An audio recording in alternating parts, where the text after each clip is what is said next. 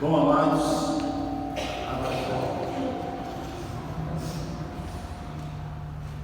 mais uma vez, a paz do Senhor para todos.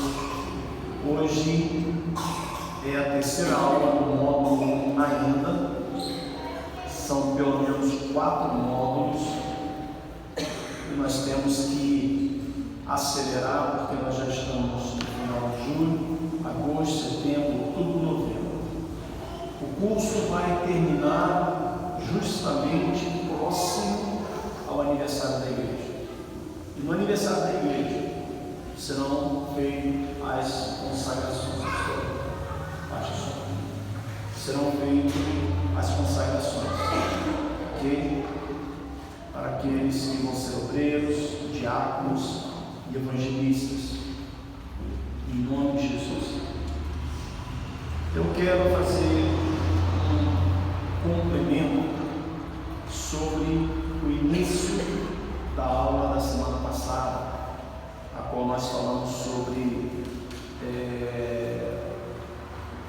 foi mais uma exposição motivacional para a vida, tanto natural, material quanto espiritual. Eu quero só fazer um complemento de uns 10 ou 15 minutos e nós vamos nos ater à matéria, à apostila, nós encerramos a apostila hoje, sem falta. Então, amados, quando eu falei na semana passada sobre a questão que nós temos que lutar para vencer, eu só quero complementar e lembrar também que toda vez que nós ficamos estacionados, fato é que não saímos do lugar. E muitas vezes nós vemos tantas pessoas e às vezes até cidade estacionada, porque não se fazem nada para mudar, para crescer. E eu disse que toda mudança é muitas vezes difícil, porque envolve muita coisa.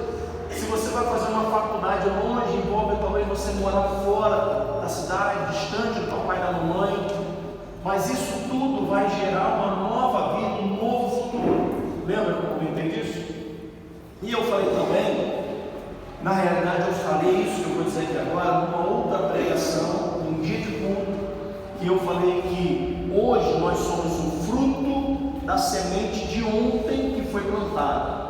O que você é hoje, você é pelo que você plantou no seu passado. Mas nós devemos lembrar que hoje nós somos a semente do nosso futuro. Aquilo que você plantar hoje, pastor, aquilo que você plantar hoje, é o que você vai colher amanhã. Pastor, hoje, assim de uma maneira bem simbólica, pastor, hoje eu plantei, algum tempo atrás, alguns anos atrás, ou durante a minha vida eu plantei milho, e eu estou comendo milho até hoje, eu já não aguento mais comer milho, já estou ficando com cara de passarinho, de tanto comer milho, para não falar outro animal, né? Estou ficando com cara de passarinho, tanto comer milho, eu já não aguento mais comer milho. Pois bem, lembre-se de uma coisa, que se hoje você é semente do amanhã, e se você continuar plantando milho, daqui a 10, 15, 20, 25 anos, até o dia da tua morte, vai continuar comendo milho. Então está na hora de você entrar por outros caminhos, plantar outras coisas na sua vida. E não é ninguém que vai fazer de você uma pessoa vitoriosa. Quem faz de você uma pessoa vitoriosa é você mesmo. Ah, pastor, a palavra diz que nós somos vitoriosos em Cristo. Pois é, já somos vitoriosos. Então não há mais ninguém para nós nos apegarmos, nos apanharmos ou encostar nessa pessoa para que essa pessoa possa nos fazer mais vitoriosos. E eu estou falando às vezes do teu pai, da tua mãe, do teu irmão, do teu esposo, da tua esposa, do teu pastor. Ninguém tem essa habilidade, só você tem a habilidade de mudar na vida, de crescer, de fazer algo pelo teu futuro. Se você não está satisfeita com a vida que você leva, se você não está satisfeito com a vida que você leva, isso tem que mudar. Mas isso só vai mudar quando a gente toma atitude em nossas vidas. Uma pessoa sem atitude é uma pessoa fadada a viver de uma maneira qualquer, de uma maneira simples, de uma maneira simplória, talvez de uma maneira de mendigando o pão de cada dia, não literalmente, mas às vezes comendo o básico. Mas a culpa é tua, a culpa não é de ninguém. Lá no Rio de Janeiro, no meu trabalho, eu tenho 5 pessoas que trabalham para mim. E de tempo em tempo, eu chamo eles, faço uma reunião e pergunto para eles: por que você não está aqui?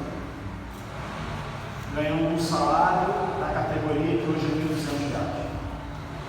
E eu pergunto: por que você está aqui? E ele diz: porque eu estou trabalhando. E eu falei para ele: a pergunta não foi essa. Quanto tempo você está aqui? Alguns 2, outros 3, outros 5 anos, outros já 10 anos. E eu pergunto: o que você está fazendo aqui? Lembra o que eu falei para vocês no início, quando vocês entraram aqui? Eu estou falando do pessoal lá do Rio do trabalho. Lembra o que eu falei? Eu fui bem claro para vocês que aqui era um lugar de passagem. Aqui não é o seu futuro. Você não está aqui, ou você não pode estar aqui para ganhar R$1.200 para o resto da vida. Você sobrevive com R$1.200, sobrevive, mas ninguém cresce, ninguém tem uma vida muito boa, ninguém tem uma vida melhor com R$1.200. A não ser que tenha 4 pessoas dentro da casa. Os 4 ganham R$1.200 e aí sobrou dá quase R$5.000. Mas se assim não for, o que você tem para oferecer para a tua família? Para os teus filhos, quem sabe para os teus pais, para você mesmo? E eu perguntei novamente: então o que você está fazendo aqui? Você já era para ter vazado aquele tempo, já era para ter dado oportunidade a outra pessoa começar a vida profissional. Mas uns já estão aqui com 30 anos e ainda permanece aqui na empresa ganhando R$1.200. Isso me deixa insatisfeito. Porque o que eu vejo é que eu admiti uma pessoa que não sonha em crescer na vida. Eu admiti para trabalhar aqui uma pessoa que não pensa em crescer na vida. É uma pessoa acomodada, é uma pessoa estacionada, é uma pessoa que vive numa zona de conforto. O que é uma zona de conforto? É uma situação em que você vive, mesmo precário, mas que talvez dá para você sobreviver, e ali você estaciona e ali você fica. Qual curso que você fez? Pergunto para um: nenhum. Qual a faculdade que você fez? Nenhum. Você já procurou outros em outras empresas? Já se aprimorou? Já cresceu? Não. Filho, se prepara, porque você vai se aposentar com um salário mínimo. Só que tem uma coisa: se você acha que se aposentar com um salário mínimo dá, se prepara, porque quando a gente fica velho, aparece um monte de coisa. E muitas vezes o pouco que você ganha, você vai pagar com remédio, para se manter vivo. Então, amados, nós percebemos isso em várias áreas hoje, na igreja, nas casas, no trabalho, na sociedade de modo geral.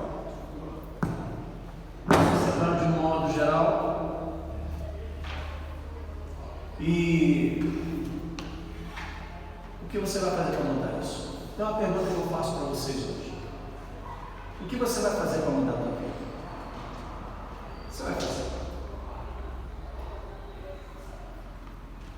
Como que se muda a nossa vida? Alguém já mudou de casa aí? Já mudou de endereço alguma vez? Já mudou? É horrível. É horrível. Primeiro, porque você tem que largar uma vida que você levava, amigos, parentes, a casa que você está acostumado, que você acordava de manhã cedo, muitas vezes luz apagada, você já apareceu no caminho do banheiro, ou caminho da cozinha, e você muitas vezes tem que pegar toda a sua bagulhada, todos os seus móveis, tudo que você tem, e enfiar tudo dentro de um caminhão, e arranha tudo, e quebra. Você perde algumas coisas no meio do caminho, e agora você vai para uma nova vida, uma nova cidade, onde você não conhece ninguém, mas é uma nova vida.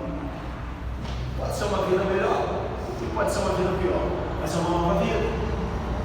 Como que a gente sabe que vai ser uma vida melhor ou uma vida pior? Como que a gente sabe? Como que você sabe que vai ser uma vida melhor ou uma vida pior? Quem sabe?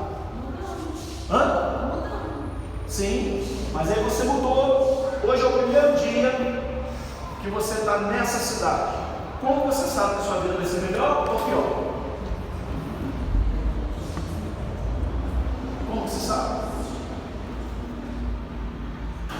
Esse é o problema de vocês. Esse é o problema de vocês. Isso é um defeito muito grande na vida de vocês.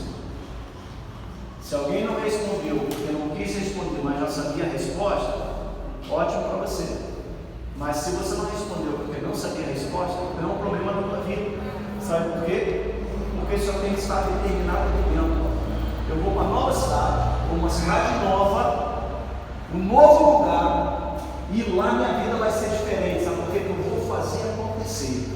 Eu vou fazer e vai mudar. E vai ser tudo novo na minha vida. Vai ser transformado. O que eu fazia de errado eu não vou fazer mais. E o que eu não fazer de certo agora eu vou fazer. O que eu não fiz para lutar, para crescer, agora eu vou fazer. Vou lutar com toda a garra. Vou chegar lá, vou alcançar e vou conhecer o meu nome naquele lugar.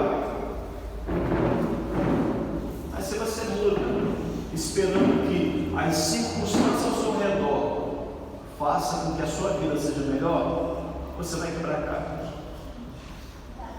Não há circunstância ao redor de nossas vidas que pode mudar a nossa vida para melhor se nós não lutarmos para isso.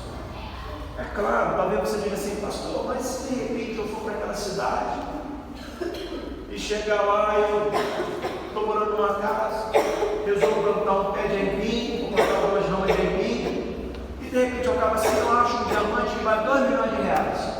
Minha vida vai mudar, e não foi eu que fiz para mudar, foi a circunstância que mudou a minha vida. Eu vou dizer para você, você tem razão, você tem toda a razão, porém, qual a probabilidade disso acontecer?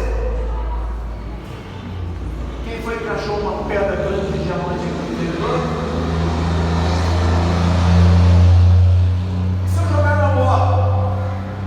Bom, na maioria das vezes absoluta, você vai perder seu dinheiro, porque já foi constatado, pasme, já foi constatado que loteria federal é mutreta, é armação. Sabia? É claro que uma vez ou outra alguém tem que ganhar para disfarçar, porque vocês têm que entender o seguinte: nesse caso da loteria federal, toda vez que tem um prêmio, vai ter um prêmio lá de R$20 milhões, a Quina vai pagar, a Sena vai pagar R$20 milhões. Por que R$20 milhões e não R$60 milhões? Quem sabe o valor que deu lá dentro? Não é isso? Bom.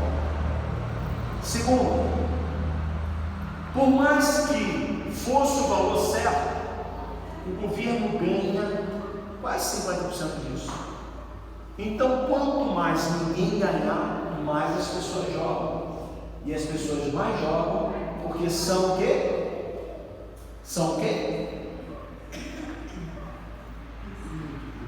Olho grande. Você pode reparar, se disser que o prêmio é R$2 milhões, como se R$2 milhões não resolvesse a sua vida financeira, né? R$2 milhões é pouco, não resolve a minha vida financeira, né? Aí está lá o prêmio de agora R$2 milhões. Eu não estou falando sem jogar não, cara. Jogar é pecado, é jogo de azar. A Bíblia condena isso. Eu estou falando para pessoa do mundo. Estou falando para aqueles que pensam em vencer na vida sem fazer nada. Estou dando um exemplo. Mas dá R$2 milhões. Aí tem, vamos botar aí, 50 mil apostadores. Aí quando o negócio encalha lá, que ninguém ganha, aí vai para R$20 milhões, já não tem mais 50 mil apostadores, já tem 200 mil. Aí novamente acumulou, vai para 50 milhões, aí não tem mais 500 mil apostadores, tem 2 milhões de apostadores. Sabe por quê? Porque a pessoa, opa, agora o prêmio está bom, agora eu vou jogar. Eu estou dando um exemplo de como uma pessoa pensa de uma maneira irracional. Aí leva a vida inteira, eu conheço pessoas que levou a vida inteira e morreu fazendo isso. Desde quando começou a trabalhar, ia lá comprava a telecena. Eu estava 2, 3, 4 todo mês. Aí não ganhava trocado. No final fizemos as contas e com o dinheiro que ela gastou jogando a telecena, ela comprava um carro zero para ela. E era uma pessoa assalariada. E ela fica naquela expectativa: eu não vou fazer nada porque eu vou ganhar na loteria. Eu não vou fazer nada porque eu vou achar um diamante. Né? Teve uma pessoa que postou há pouco tempo, eu não me lembro exatamente como é que estava escrito, postou no Face, algo mais ou menos assim, quem lembrar me diz aí, mais ou menos assim. Mais ou menos assim, eu não sei porque eu estou com a sensação de que mesmo sem fazer nada, quando chegar no sábado eu vou estar rico. Alguém já viu isso? Já viu isso? Mais ou menos isso. Aí tem a foto da menininha. Ou seja, qual a mentalidade da pessoa? Eu sei que talvez alguns colocam brincando, mas tem pessoas que pensam assim, pensam em ficar rico sem fazer nada. Por isso é que, se vocês já viram uma pirâmide, a base dela é muito ampla, não é isso? Se a pirâmide é isso, a base dela é mais ampla, porque é a parte mais baixa. E a parte mais alta, ela vai afunilando até ficar um pequeno biquinho. Agora, se você comparar a pirâmide econômica do Brasil sobre cada classe miserável, classe baixa, classe C baixa, e assim vai até chegar à classe alta, a classe alta está lá no picozinho, lá em cima. Eu diria que talvez é 1%, talvez até menos da população brasileira. Por quê? Por quê? Por que a galera que está aqui embaixo é tudo pobre? Tudo, me perdoe a expressão da palavra, miserável. Miserável não tem condição a nada quase. Fica na dependência do SUS, fica na dependência de escolas públicas, fica na dependência de ônibus lotados, de metrô lotado. Não tem uma categoria melhor, não está nem no meio e nem em cima, mas está lá embaixo, na base da pirâmide. Sabe por quê? Porque os que estão aqui em cima, eles enxergaram da seguinte maneira: eu tenho que lutar para vencer. E os daqui de cima lutaram para vencer, tirando aqueles que roubaram, não particular deles, mas que cresceram honestamente, eles lutaram. E essa base que está aqui embaixo, que a maioria das pessoas, é porque não lutam, se estacionam, ficam descansados, estou feliz da vida, entendeu? É o que não vou falar de política, mas vou apenas citar, é o que o nosso presidente, o Bolsonaro, falou. Ele falou assim, como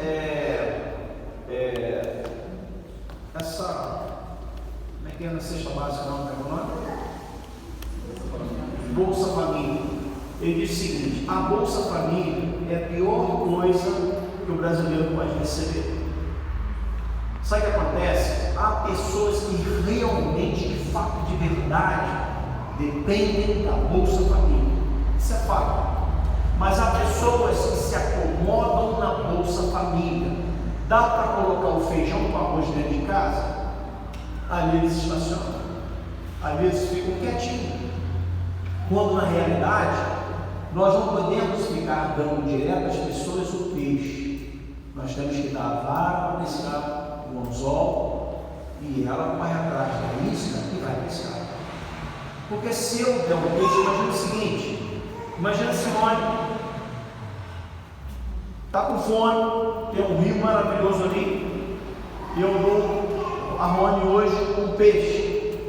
Rony vai comer o peixe, e amanhã de manhã cedo vai acontecer o quê? Vai estar com fome de novo. Aí eu dou um outro peixe aí. Daqui a 2 dias de manhã cedo ele está o quê? Com fome de novo. E assim sucessivamente.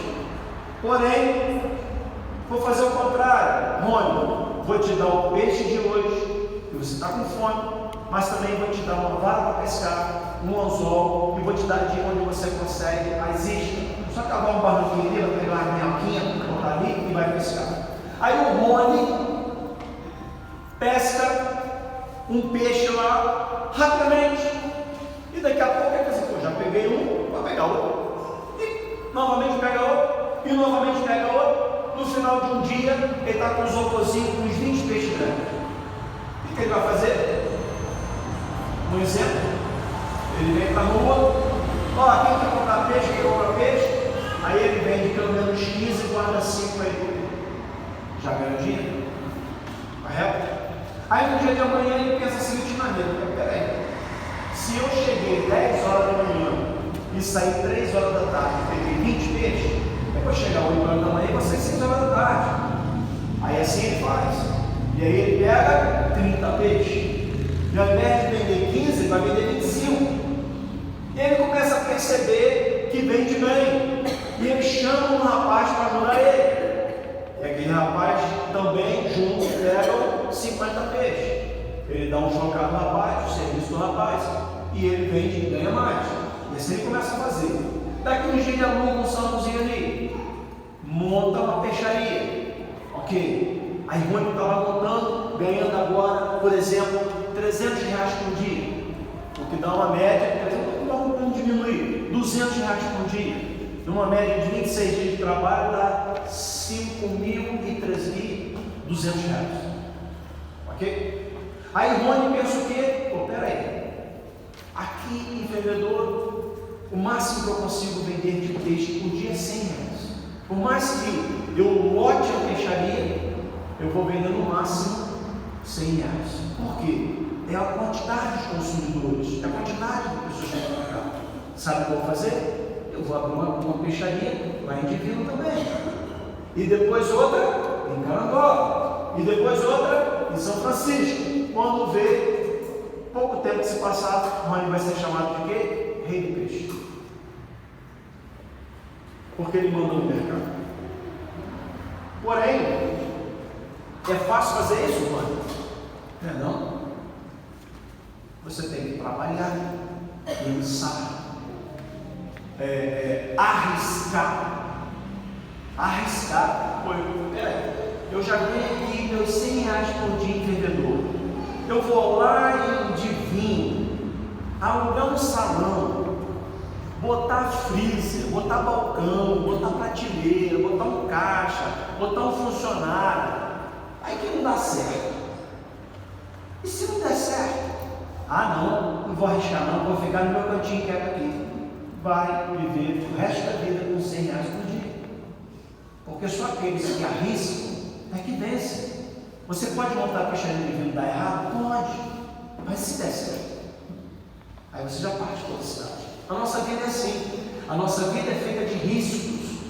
Só que, já tem um ditado até secular muito bom que diz: quem não arrisca, não petisca. Quem não arrisca, não cresce. Quem não luta, não cresce. Quem não eu tenho medo, larga o seu medo em casa. Vai com toda a força, com toda garra, que você vai crescer. É assim que nós devemos fazer. Agora, a zona de conforto não é para nós. Zona de conforto é para boi. Ele vai para o pasto, come o pastozinho dele. Quando ele sentir que não é nem o estômago, né? Como é que dá o nome do lugar onde ninguém sabe? É o bucho, mas não é nem o bucho não. E depois ele fica ruminando. Ele tem um depósito aí com o seu nome direito. Mas se for pelo bucho, como você que é bucho? Não foi para o estômago ainda. E ele está lá, come, aí ele vai lá, deita lá na sombrinha, lá, debaixo de uma árvore, e fica lá. Você passa lá, você trabalhando lá, cortando árvore, capinando, e o boi está lá. Está despreocupado, sabe por quê? Porque ele sabe que no dia seguinte tem o mesmo pasto para ele pastar. O máximo que ele consegue fazer é engordar. Pastor, ele é um animal irracional. Pois é, mas muitas vezes o ser humano, às vezes, ele é mais irracional do que muitos animais. E é assim que funciona. É isso que nós temos que entender, que o crescimento não vem à toa. O crescimento vem com ousadia. Pensa grande. Pensa em grande. Quando for fazer qualquer negócio, pensa grande. Investe. Investe. Porque eu sei que, vou dar um exemplo, mas eu quero que vocês me respondam com toda a franqueza. Vamos supor que cada um de vocês tenha uma casa. A casa que vocês compraram, a casa é de vocês, tem escritura, tudo direitinho. há uma oportunidade de vocês montarem um negócio que vai se ganhar muito dinheiro, mas precisa de investimento, e você não tem dinheiro, e a sua casa vale, por exemplo, 100 mil, e o valor do investimento é 100 mil. Seja sincero, com sinceridade. Qual de vocês venderiam a casa, deixariam de ter casa para morar, para investir no negócio? Seja sincero. Faria isso ali? Quem mais? Amém? Quase ninguém, não é isso? Vocês estão errados. Vocês estão errados. Primeiro você faz uma avaliação. Qual a probabilidade daquilo que você, do grande negócio que você está montando, dar certo? Qual a probabilidade? É grande.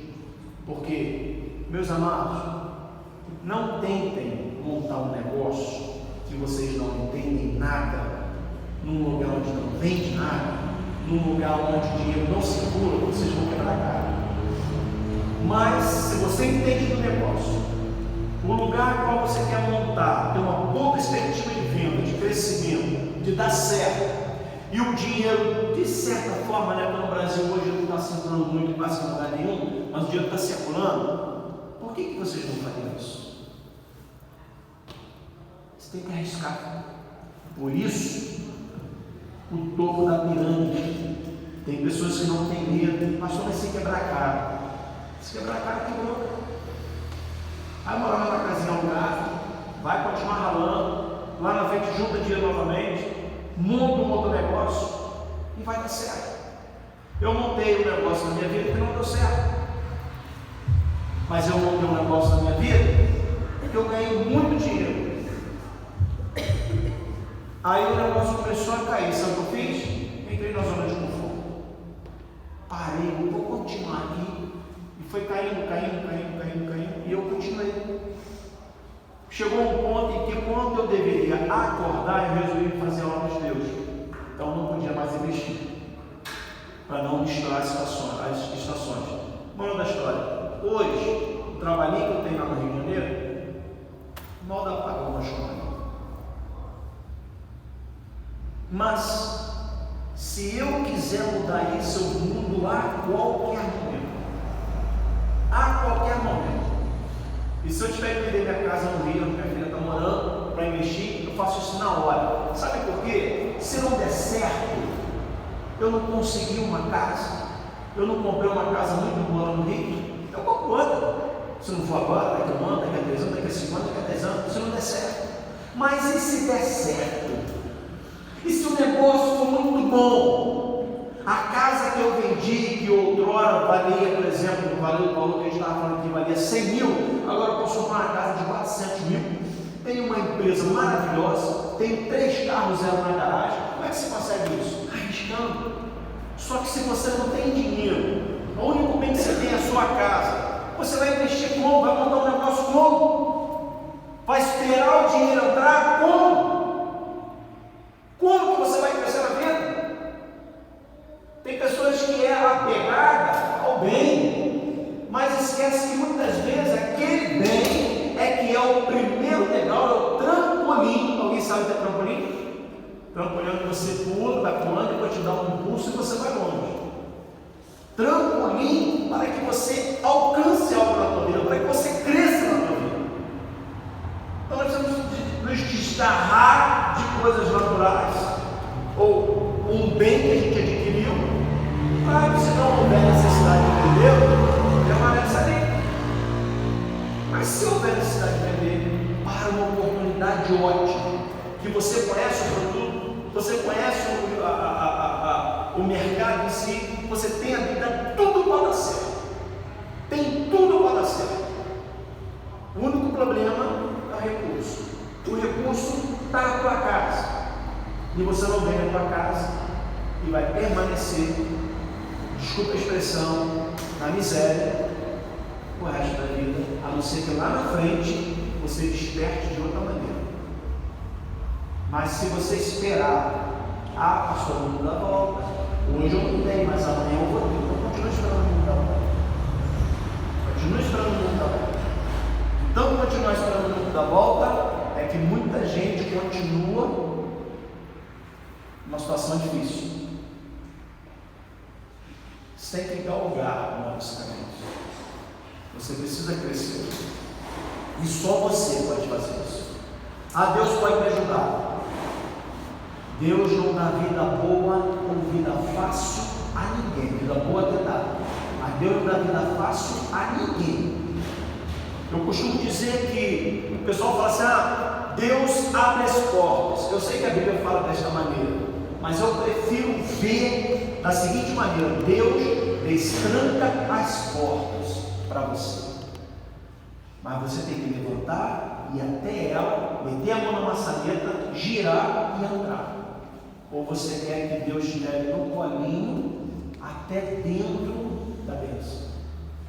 Está entendendo? É assim que funciona. Amém? Então vamos agora para a apostila.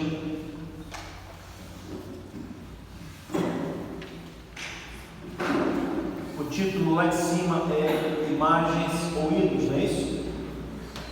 Tá certo? Glória a Deus. Então vamos lá. Imagens ou ídolos. Pastor, nós somos cristãos. Por favor, alguém me faz essa pergunta. Nós somos cristãos. Por que o senhor vai falar sobre imagens ou ídolos se nós já sabemos que a Bíblia condena isso? Vai, pergunta aí alguém, por favor. Porque ainda tem muitas pessoas na igreja que se envolvem com coisas desse tipo. É por isso, né? Então vamos lá. A palavra do Senhor diz: imagens ou ídolos. Não farás para ti imagens esculpidas, né, ou trabalhadas, nem figura alguma do que há acima do céu, nem embaixo da terra, nem nas águas debaixo da terra. Não te curvarás diante dela, nem as servirás. Êxodo 24 e 5. Pois bem, cuidado com aquilo que era da sua mamãe, do seu papai, do seu avô, da sua vovó. Cuidado com objetos que para você, pastor, isso aqui tem apenas um valor sentimental. Não, isso não tem só um valor sentimental. Isso tem o poder de ter uma brecha na tua vida. Isso tem o poder de dar uma legalidade na tua vida para Satanás agir. Se a palavra do Senhor é bem clara e ela é determinante, quer dizer, é isso e ponto final. Não tem mais ou menos, entretanto, quem sabe, todavia, não tem. É isso e ponto final. Então diz: não farás imagem que está no céu, na terra e debaixo desta. Então, amados, você não pode ter na tua casa nenhum tipo de imagem. Alguém vai me fazer alguma pergunta? Pastor, mas e se for fotos de família? E agora? Quem pode me dizer se for fotos sua de família? Está errado? Não. Por que não está errado? Porque não estou idolatrando. Porque você não está idolatrando. Tudo na tua vida pode estar errado se você idolatrar. Se você idolatrar o teu esposo, você está sendo idólatra. Se você idolatrar a tua esposa, filho, seja o que for, você está sendo idólatra, você está pecando. Tudo que você coloca acima de Deus é idolatria. Tudo que você coloca abaixo de Deus é o certo a se fazer. Então, fotos você tira, até porque isso é uma tecnologia que surgiu muito depois. Você não está idolatrando, você não pega a foto do teu filho, me perdoe a expressão aqui, ou vamos falar assim, você não pega a foto de um ente querido e não coloca lá na estante e bota duas velhinhas lá para ele, coisa parecida. Você só guarda, recordação, da mesma maneira que você recorda aqui, Houve a tecnologia de se recordar através de uma foto, de um filme, de uma gravação. Entendeu? Não há nenhum problema. O que está se referindo aqui é a questão de você fazer algo e idolatrar aquilo. Por quê? Porque naquela época, até hoje, né, de certa forma, Deus não tem aparência. Quem pode me dizer qual é a aparência de Deus? Quem pode? Um velhinho sentado num trono de ouro, com os cabelos caracolados, grandes, brancos, uma barba branca. É assim? Como o Pai Noel, né? Então, esse é o Odin, o outro lá, né? Da mitologia lá. Então, mas não tem aparência. Ninguém sabe a aparência de Deus. Ninguém sabe. A palavra do Senhor, a gente julga achar que a aparência de Deus é mais ou menos a nossa aparência. Mais ou menos. Por quê? Porque lá em Gênesis está escrito: façamos o homem a nossa imagem e semelhança. Então imaginamos que é assim, mas pode não ser. Essa palavra imagem e semelhança pode ser de uma maneira figurativa, pode ser uma metáfora. Assim como onde o pastor lá falou na aula lá, quando vê os cavaleiros montados no cavalo, os seus 4 cavaleiros, cavalo branco, cavalo preto, cavalo vermelho, cavalo amarelo, não quer dizer que literalmente vai vir um cavalo. Mais fácil que um dragão do que outra coisa, né? Não quer dizer isso. Então a gente não pode se ater ao texto na palavra de Deus de uma maneira como se fosse fato de verdade. Então, quando ele falou isso, quando foi dado esse mandamento, porque imaginava um Deus, né? Um Deus mamon, que é o Deus do dinheiro, da riqueza. Imaginava um Deus e fazia uma estátua qualquer, ou seja, idolatria purinha. Então, amados, se você tem na sua casa qualquer imagem, tá? Que seja uma imagem de idolatria, que alguém idolatrou, ou de um santo, ou seja o que for, eu tenho pena que foi meu avô que me deu esse anelzinho, se desfaz disso. Pastor, mas se for de ouro, derrete esse troço. Derrete, queima de tudo em nome de Jesus ali, faz um anel, faz uma aliança, faz um brinco, mas sem imagem. Repreende em nome de Jesus, queimou, o que você santificado santificado será, e ponto final. Ok? Então imagem é errada, está na Bíblia. Orar para os santos. Orar aos mortos é estritamente proibido na Bíblia. É um dos mandamentos mais proibidos, assim, ou seja, mais proibido não, vou falar de outra maneira, é um dos mandamentos que a maneira que Deus vê esse erro, vê de uma maneira terrível, ao ponto de dizer que é abominável. O que é uma coisa abominável? É uma coisa que já passou de ruim, de terrível, de horrível, é uma coisa abominável. Olha o texto que diz: orar aos mortos é estritamente proibido na Bíblia. Deuteronômio 18:11 nos diz: quem consulta os mortos é abominação ao Senhor. A história de Saul consultando um médium para trazer o espírito morto de Samuel resultou em sua morte por causa da sua transgressão cometida contra o Senhor. Por causa da palavra do Senhor ele não guardará, e também porque interrogará e consultará uma necromante. Necromante é a pessoa que fala com os mortos, e eu quero falar sobre isso. 1 Samuel 28, 1, 25 e 1 Crônicas 10, 13 e 14. Claramente Deus declarou que estas coisas não devem ser feitas. Então, amados, vamos lá. Deus está morto?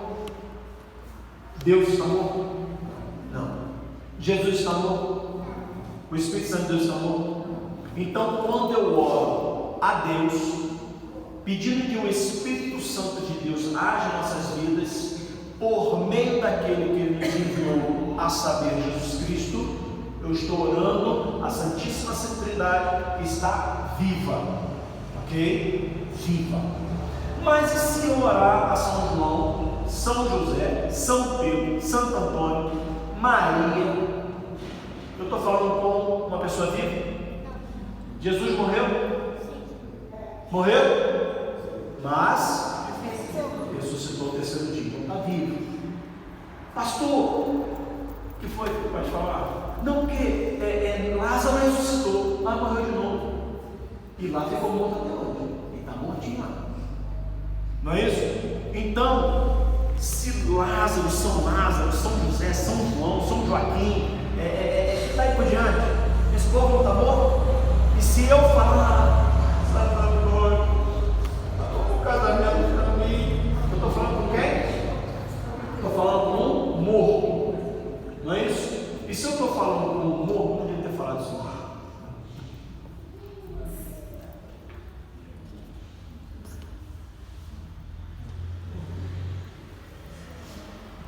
E se eu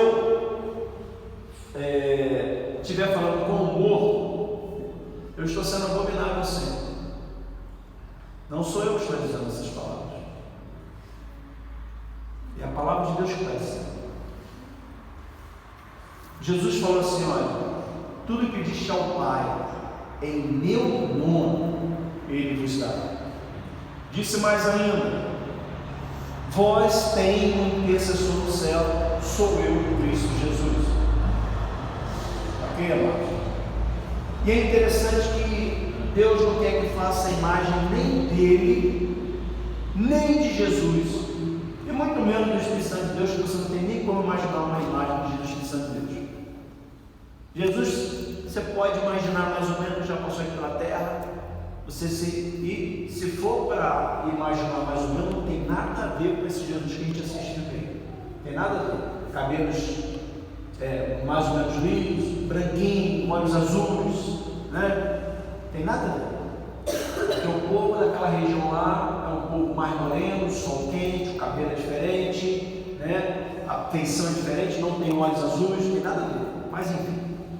Então, amados, o que dizer então das pessoas que você conhece que oram por essas pessoas?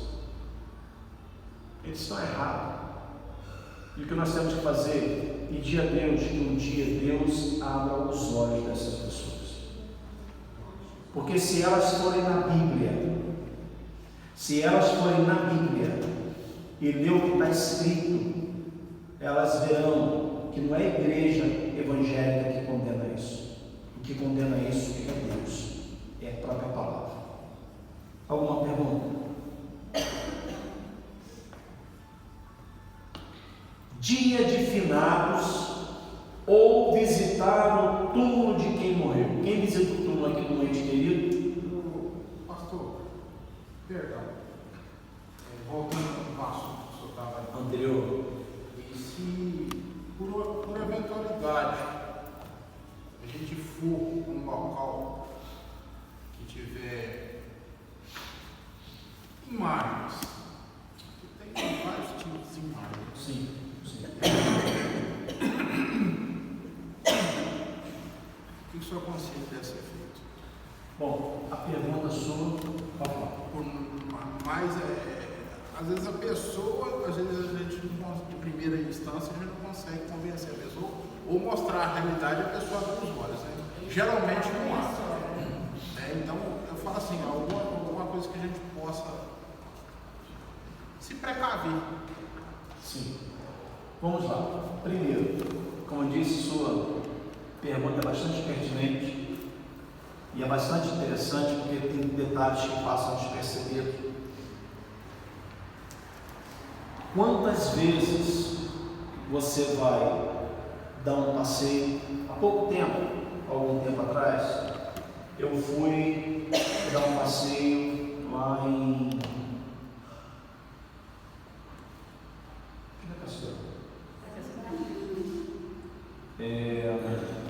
Ouro Preto.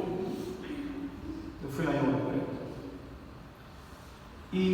Ouro Preto tem algumas minas, tem alguns lugares bonitos para se visitar, mas 7 lugares lá são igrejas católicas, museus que tratam sobre aquelas imagens e tudo, do Aleijadinho, né? Um grande escultor. E a pergunta é: pastor, o senhor entrou lá? Bom, eu entrei. Eu fui lá, entrei nas igrejas, admirei não as imagens, mas o trabalho, porque aquilo ali é a história do Brasil. Aquilo ali é algo que te agrega, que traz crescimento, conhecimento, e você vê os detalhes bem feitos, tirando toda a parte religiosa que em momento algum eu trouxe agregamento para a minha vida, não acrescentou em nada, e pelo contrário, isso é um atraso de vida. Mas eu entrei, admirei a qualidade do trabalho, e são bem feitos. Aleijadinho era um escultor, né? Quem conhece a história, o nome já diz, é Aleijadinho, porque se não me engano, eu acho que ele tinha lepra, me ajuda aí, era lepra que ele tinha, hanseníase, e foi comendo as pontas do dedo das mãos. Chegou uma hora que ele já não conseguia mais segurar o martelo nem a picareta na talhadeirazinha, amarravam na mão dele para ele poder esculpir. Então eu fui conhecer por esse aspecto. Em muitos lugares que você vai, em muitos lugares, a catedral ou a igreja central, que fora muito bonita, né? A imponência, os detalhes, tudo aquilo é muito bonito. Aquilo é a história do Brasil. Vamos falar de Brasil, isso é a história do Brasil. Então, você não pode se envolver com aquilo ali, não se envolva. Mas vamos nos ater à sua pergunta mais diretamente. A pergunta é: suponhamos que um parente seu, muito querido, que você ama muito, ele vai casar. E o casamento vai ser na igreja católica, porque ele é católico. Você vai? Você entra, você vai? Por que você não iria ou não deveria ir? Por que você não deveria ir? Eu não falei que você não deve ir. Eu falei por que você não deveria ir. Porque é um lugar de idolatria, é um lugar de adoração a Deus, né? A gente não deveria ir num lugar desse, não é isso? Jesus andava onde? Jesus andava em qualquer lugar. Jesus ia para a casa de cobradores de impostos, de prostitutas, né? Entre outros. O apóstolo Paulo, quando ele deu de cara, acho que o nome do lugar é Paternão, lá em Atenas, onde tinha vários deuses, não é isso? Quando ele chegou lá, ele viu a estátua ou uma imagem de um Deus sem nome. Por quê? Porque havia a estátua de um Deus que não tinha nome. Lá era o lugar que mais tinha Deus criado pelo homem, em todos os lugares que você imaginar. E ele entrou lá e tinha uma estátua de um Deus sem nome. Deus desconhecido, obrigado. Deus desconhecido. Por quê? Porque eles tinham tanta essa coisa de idolatria, tanto medo de Deus, essas coisas, que eles estavam tão preocupados de ter tantos deuses e não ter a imagem de um suposto Deus, e ficavam com medo desse Deus fazer alguma coisa contra aquela cidade. Então o que eles fizeram? Vamos botar aqui uma estátua de um Deus desconhecido, porque abrange qualquer Deus desconhecido que não está aqui. Não é isso? O apóstolo Paulo se aproveitou dessa situação. Foi aonde ele falou que eu me fiz de touro para ganhar os touros. Foi aonde ele falou. Ele se aproveitou dessa situação para falar que aquele Deus desconhecido era Deus Jeová.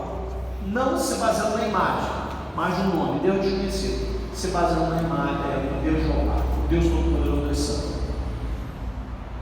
Aonde que ele estava? Onde que ele viu isso? Lá dentro. do Paternon, não é? Vamos falar assim, um templo, vamos dizer assim, um templo tinha vários deuses, e ele não foi lá dentro. O que nós temos que aprender primeiro é separar o que nos traz algo bom e o que não nos traz. Porque se for assim, se você entrar numa religiosidade, pastor, eu não vou no casamento, não fui, porque foi numa igreja, vai, porque você tem que ser luz lá dentro. Vai ver o que é errado, porque amanhã depois, como que você vai chegar no seu primo, com o paciente querido que casou na igreja católica e dizer assim, rapaz, eu quero começar uma história com você, para você saber explicar para ele o que é certo sem saber o que ele errou, sem saber o que está errado. E a realidade é o seguinte, uma palavra diz assim, ó, não sente a roda dos escarnecedores. É que quando você está no meio de pessoas que estão usando de palavras torpes, falando coisas que não prestam, falando mal da religião, falando mal de Deus, você está ali naquele meio, aí você está sendo conivente. É diferente do casamento religioso, ele ainda está na ignorância, ainda não sabe o que é certo e errado. Então você vai, porque se nós não formos, nós afastamos as pessoas da igreja. Porque diz assim, olha, para mim ser cristão, para ficar igual isso aí, ó, se afasta de todo mundo, se afasta dentro da família só porque a família é católica, eles acham que eles são melhores que a gente, e vai afastar a gente. Por isso Jesus em tudo quanto é lugar.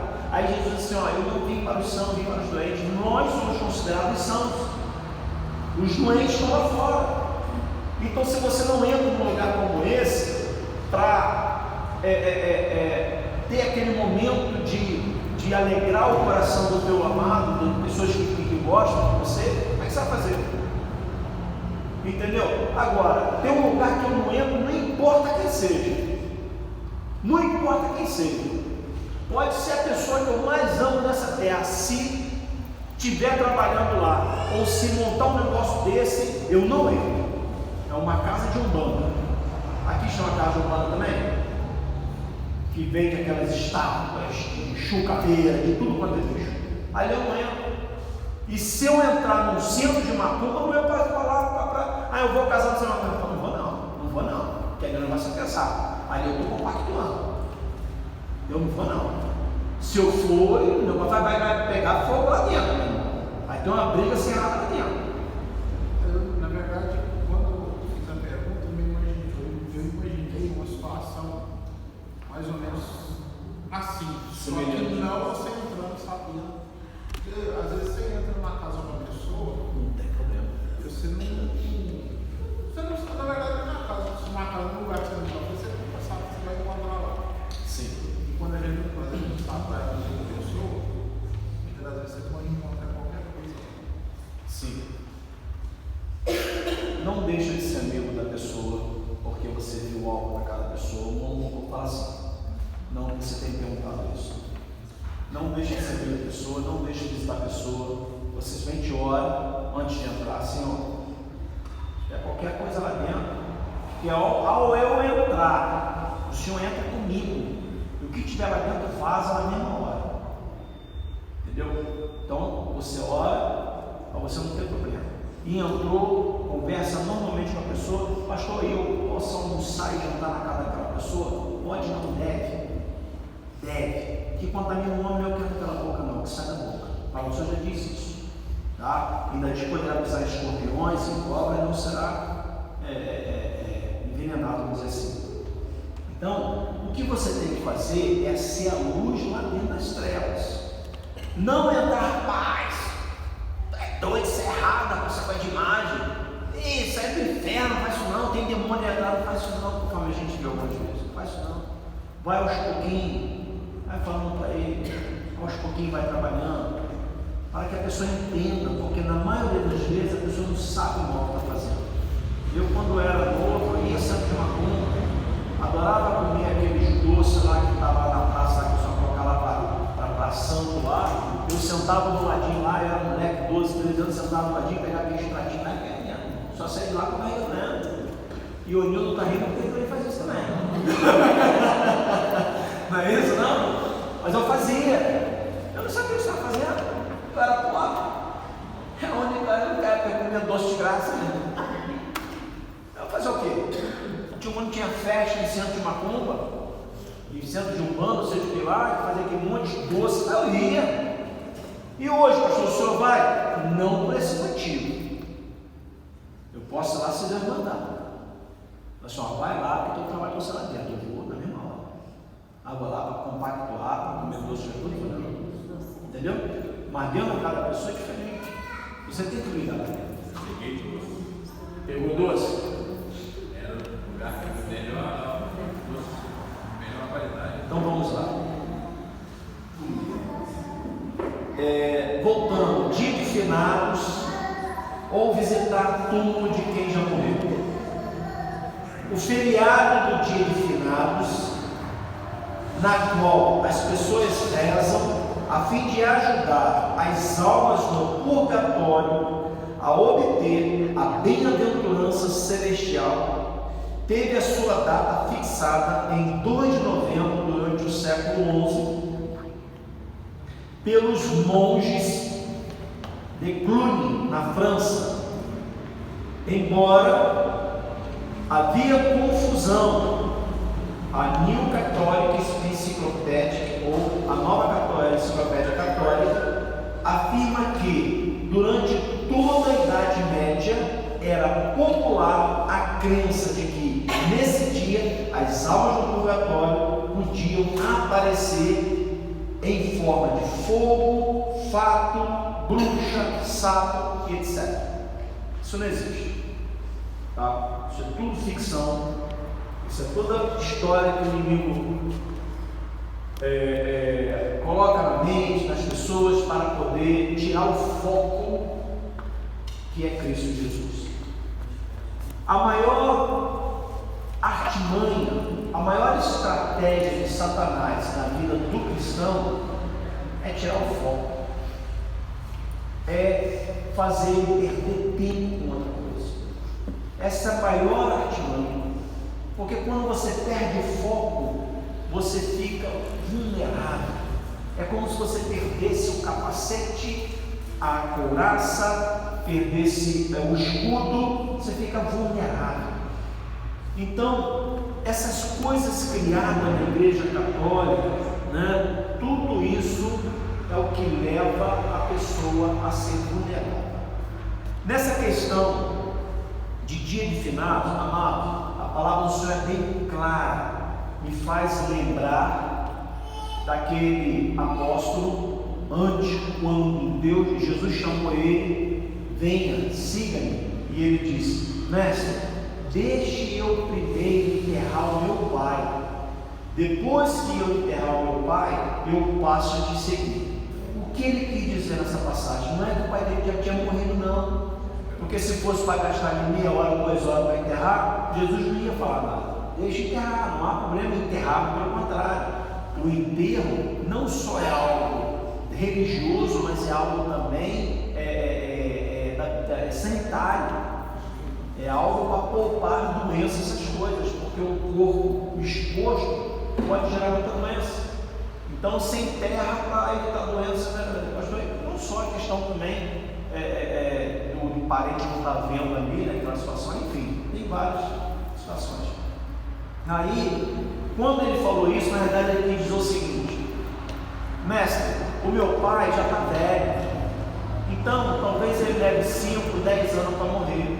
Deixa eu viver esse resto de vida com ele, deixa depois ele morrer, aí quando ele morrer eu vou estar livre, eu posso seguir a ti. Ele quis dizer isso. Aí Jesus falou o quê? Deixe os mortos enterrar os seus mortos. Ou seja, nós temos que fazer pelas pessoas enquanto estão vivas. Vivas. Mamãe, papai, filho, tio, vovô, vovó, enquanto estão vivos. Morreu, não serve para nada, só para adubar a terra. Só para adubar a terra, não serve para mais nada. Entendeu, amados? Então, quando a pessoa morre, tudo bem, pastor Maria não está falando do corpo, não, dá a entender que está falando da alma. Pois é, nós temos um tempo aqui na terra. Quando a palavra do Senhor diz, eu citei isso ali numa pregação, a palavra do Senhor diz que há tempo para plantar, para regar, para cuidar, para remover, arrancar, nessa parte que fala arrancar, é quando Deus tira a pessoa desse mundo. É o tempo dele, já foi. Há tempo de dar fruto. Se você está dando fruto, glória a Deus. Se não der fruto e morrer, já era, acabou, não há mais o que se fazer. Se você plantou coisas boas e deu fruto, está aguardando a sua salvação. Mas se você fez um monte de coisa que não prestasse, está aguardando a sua ida para o inferno, a sua morte eterna. Porque a palavra do Senhor diz que aqueles que não forem salvos vão ser lançados junto com Satanás no lago ardente de fogo, a saber, o inferno. Então, aqui não há mais nada que se fazer. E se nós nos preocupamos no dia de finado, visitar túmulo, né? É interessante uma coisa que eu vi também no Facebook. Eu acho que se a gente souber usar, é uma ferramenta maravilhosa, se você souber usar. Mas no Facebook diz o seguinte, que a pessoa dizendo assim: eu não quero que leve flores para mim quando eu estiver morto, porque você nunca trouxe flores para mim enquanto eu estava aqui. E é verdade. Tem pessoas que depois que a pessoa morre é que pede perdão, depois que morre é que chora pela pessoa, depois que morre é que diz que ama, depois que morre é que leva flores, é que leva alguma coisa, é que passa a mãozinha na cabeça, é que fica acariciando, né? Aí a pessoa vai morrer, toda aquela cena lá de choro, desespero. Por que não fez isso contado? Por que nunca disse para a pessoa, seja primo, irmão, parente, seja quem for, que ama? Por que nunca levou nada para ela contar mesmo? Para fazer contar morto? Isso não tem nada a ver, gente. Ou seja, você visitar túmulo, morreu, acabou, ali se foi. O Senhor não nos orienta a ficar visitando o túmulo de ninguém. De ninguém. Ainda há a questão que você deve lembrar do ente querido como em vida e não como em morte. Isso aqui também é outra coisa. Aí você tem a lembrança é incrível isso, né? A gente sempre lembra mais do que é ruim do que é bom. Talvez uma pessoa que morre, eu conheço várias pessoas assim, depois que ela morreu, eu não consigo tirar a cena de ver ela naquele caixão. Olha só. E a cena de ver ela com saúde, brincando, rindo, fazendo um monte de coisa? Aquilo sai de lá. Porque a gente se apega mais às coisas ruins da nossa vida. Isso é tão fato que você tem um amigo, você tem uma pessoa que é seu amigo, que você ama, seja o que for, e você passa anos e anos e anos fazendo coisas boas para ela. O dia que você fizer uma coisa ruim, com culpa ou com dó ou sem vontade de fazer aquilo ruim, a pessoa só vai lembrar daquela coisa ruim que você fez. E os outros momentos bons? E os outros eu te amo? E os outros momentos em que te tratou maravilhosamente bem? Isso não valeu de nada. Vai ser jogado no lado do lixo.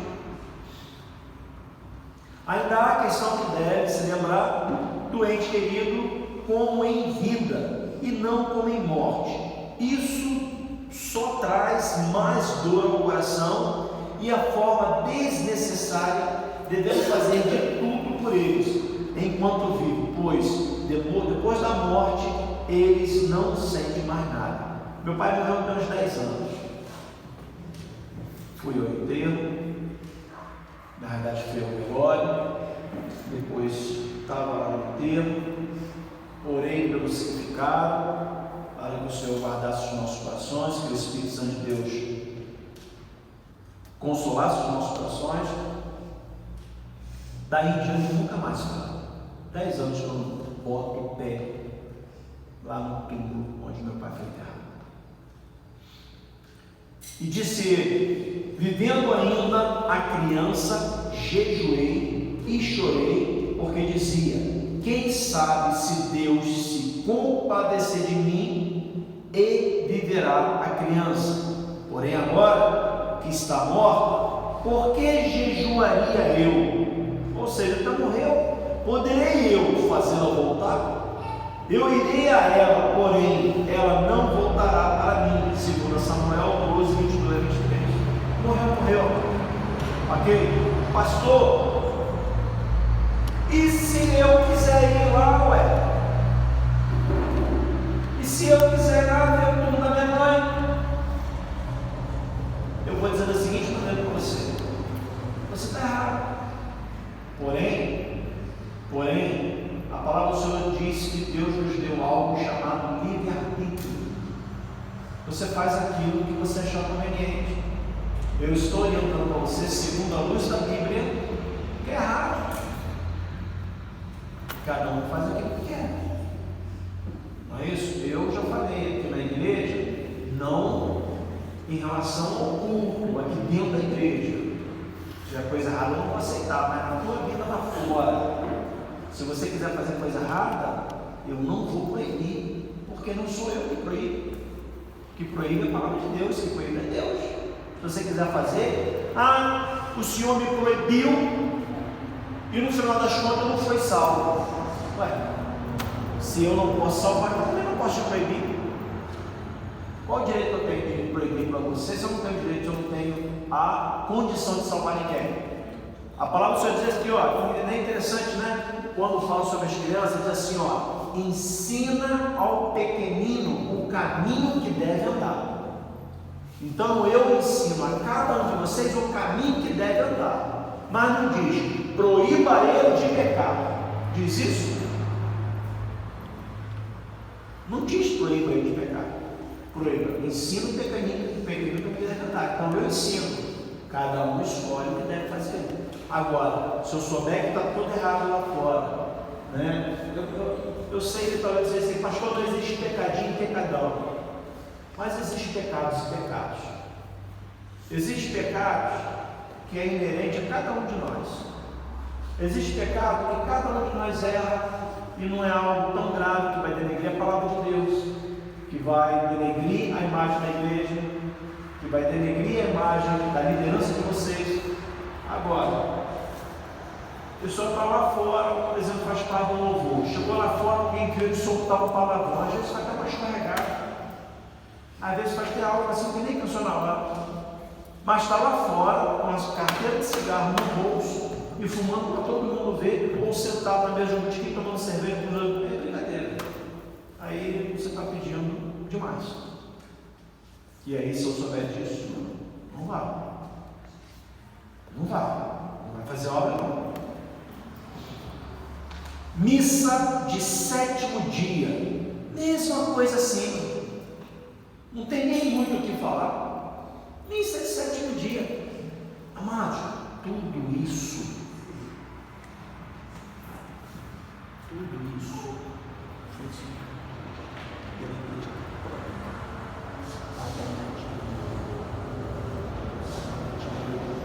porque você vai fazer uma missa de 7º dia, você para.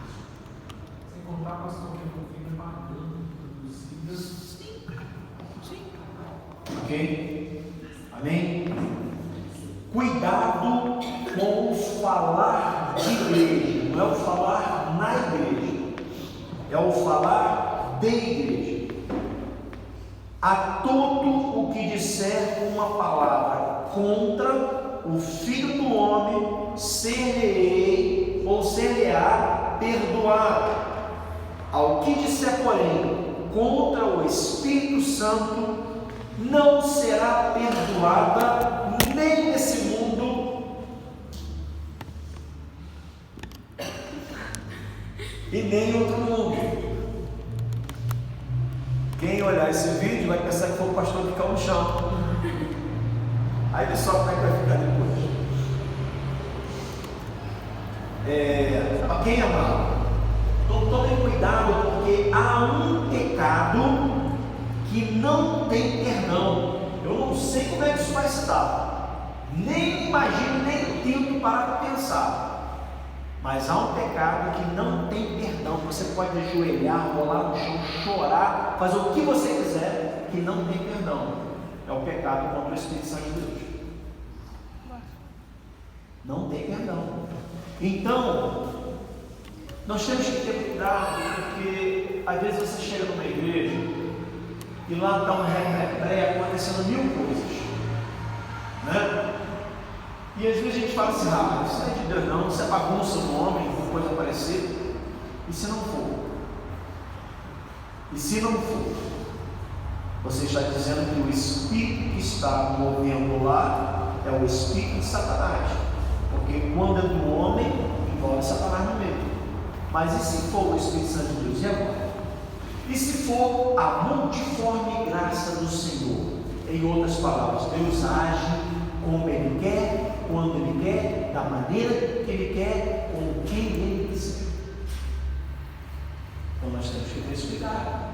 Então, para evitar maiores problemas, deixa que a igreja ajude dela, deixa que a igreja ajude dela, e a nossa igreja vai agir do nosso jeito.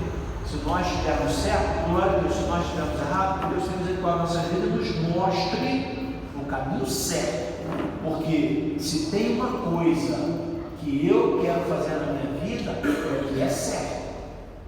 Nem sempre a gente consegue. Às vezes a gente erra. Mas eu tenho certeza que se eu perguntar se você quer fazer o que é certo ou errado, você vai dizer: eu quero fazer o que é certo. Se eu perguntar a cada um de vocês, vocês vão dizer assim: eu quero fazer o que é certo. Mas vocês sempre fazem o que é certo? Não, às vezes é errado. Não é isso? Velar morto na igreja,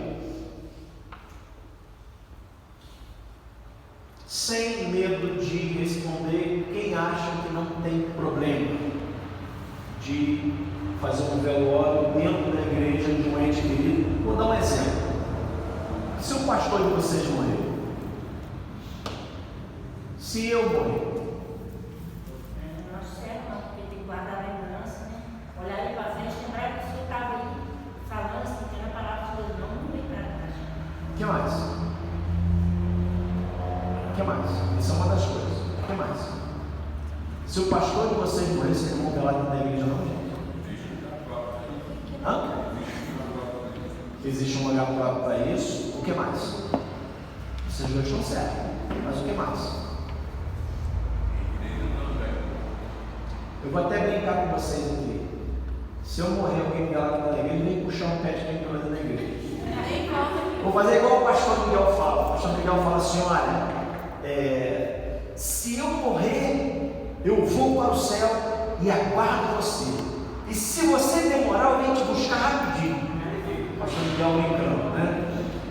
Amados, igreja é lugar de vida, é lugar de vivos. Não é isso que Jesus diz?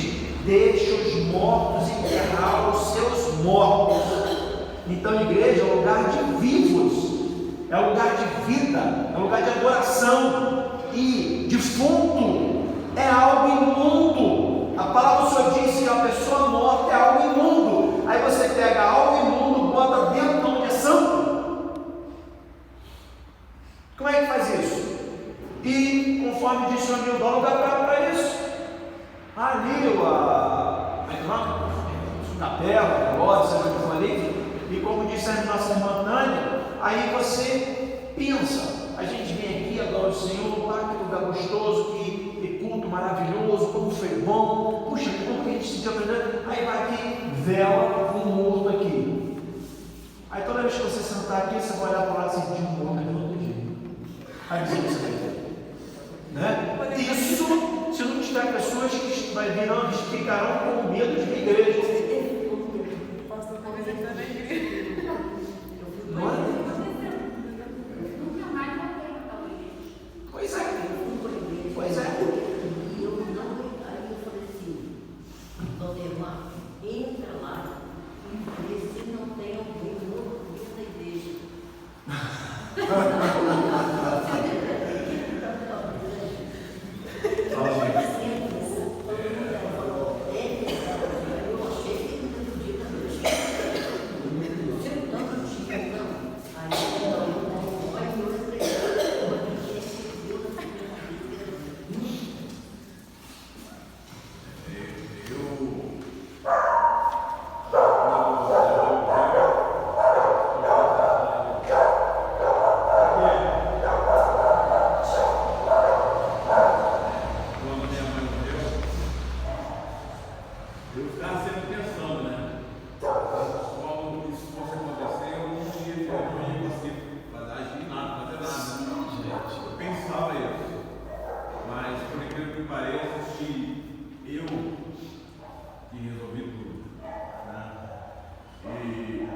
coisa que eu não fiz foi olhar minha vida com paixão. Não olhei. Não tenho, graças a Deus, eu não tenho essa lembrança. Porque eu lembro de um tio meu que eu só lembro dele com paixão. Não consigo lembrar dele. Mas a nossa mente, ela se fixa sempre nas coisas piores, ou mais nas coisas piores do que nas melhores. Então não é lugar. Não é lugar, tá? Então, eu já falei isso aí lá atrás, vou falar de novo.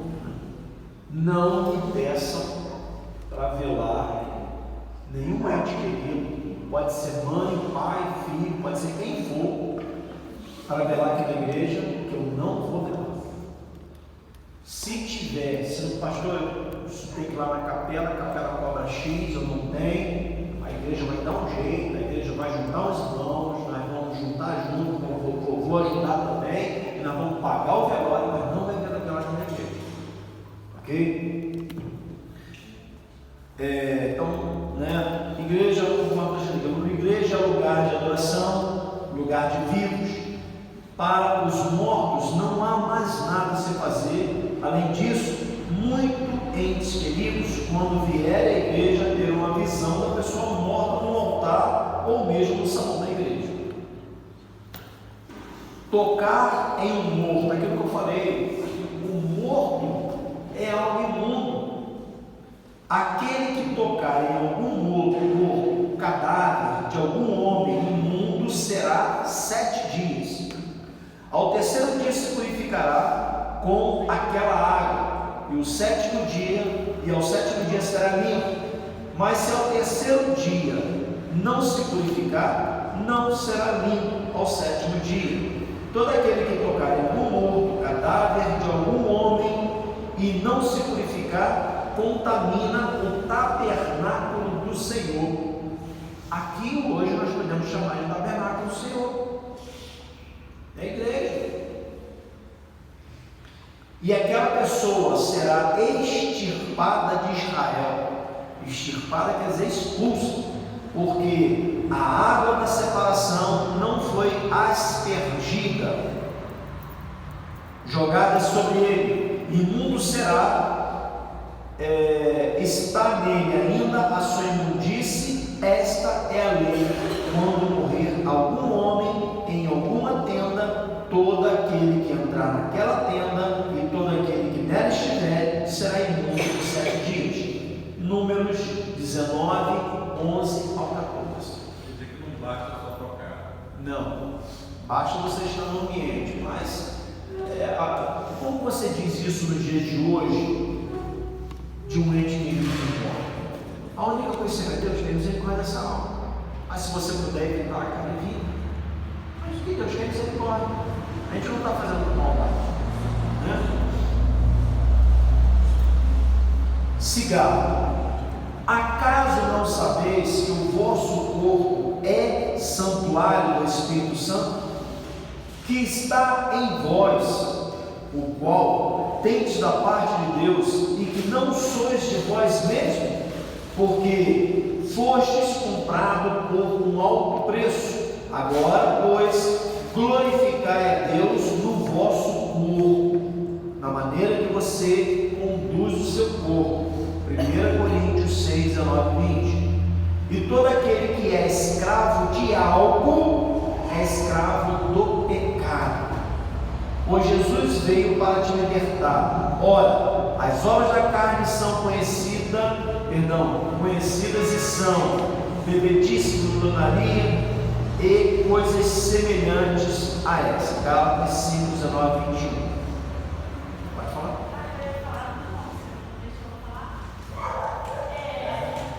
Essa foi que eu não deixei você falar, na realidade, é que nós já temos uma folha e já é 8h35. Eu vou ouvir você, mas não vai dar mais tempo, senão a gente termina hoje. Diga isso. Oi? Mas é diferente, né? Eu acho que aí é diferente. Peraí, aí é diferente porque você é um trabalho seu, é uma ocupação sua. Lá atrás também, a pessoa morria dentro da tenda. alguém tinha que enterrar aquilo. Mas, segundo a palavra de Deus, mesmo você tocando, pegando o corpo e enterrando, você dá ele não isentava você dentro disso. No caso da medicina que você falou, da pergunta, né? Cortar direito. Sim, também. Mas, segundo conforme o Emílio lembrou, dentro do próprio ambiente já se tornaram muito. Mas aquele negócio, gente, o que a gente não pode ser religioso, achar que não pode fazer nada. Porque a gente tem que fazer a coisa de uma maneira consciente. É o seu trabalho? Faça. Deus está vendo que é o seu trabalho. Não é o seu trabalho? Para que você vai chegar no caixão e ficar agarrando a pessoa? Você vive por dentro. Agarra a pessoa no bom sentido quando ela está viva. Ah, foi meu pai. Agarra teu pai quando está vivo. Abraça ele todo dia. Agora depois que morrer você vai agarrar. Vai fazer o quê? Você sabe o que acontece, gente? De um modo geral. Do modo geral. Sabe o que as pessoas fazem com isso? Sabe o que as pessoas, quando alguém morre, sabe o que, do modo geral quer dizer que há exceções, mas a maioria absoluta chora muito, se desespera, abraça, leva flores. Sabe por que as pessoas fazem isso? Sabe por quê? Sentimento de culpa. Porque sabe que não fez por ele enquanto estava vivo. Remorso, a palavra melhor ainda. Remorso. Por isso, amado, e eu vou dizer uma coisa para vocês. Eu não sei se vocês já passaram por isso, mas o meu pai, eu fiz muito pelo meu pai. Meu pai, eu cuidava tanto dele e da minha mãe, a gente estava sempre junto, sempre saindo junto, que dos 4 filhos, ele foi morar junto comigo, na casa do lado. Vamos dizer que ele quer nos fundos, uma está do lado. E até hoje minha mãe mora lá do lado, há 20 anos. E tanto que eu sempre fazia por eles. Toda vez que ia dar um passeio, vamos embora, vamos passear. Meus outros irmãos, não larga para a mãe, vou passear com meus amigos. A maioria era assim. Mas eu fiz muito por eles, cuidei muito deles. Quando meu pai morreu, eu senti um remorso terrível. Eu achei que não tinha feito nada por mim. A gente sempre acha que nada podia fazer. Sim, e na verdade a gente sempre pode fazer mais. Mas aí entra aquela questão: se você já faz e morre e você já acha que poderia ter feito mais, imagina quem não faz. Imagina quem não faz. Na última folha então, não é isso? Isso. Roupas curtas, transparentes, decotadas, no caso indecente, né? Ou que não demonstrem um comportamento digno de um servo de Deus. Que do mesmo modo as mulheres se ataviem. Sabe o que significa essa palavra? Ataviar significa se cobrir, vestir-se. Ok? Do mesmo modo que as mulheres se ataviem ou se vistam em trajes honestos. E agora? O que é um traje honesto? Por que está falando trajes honestos?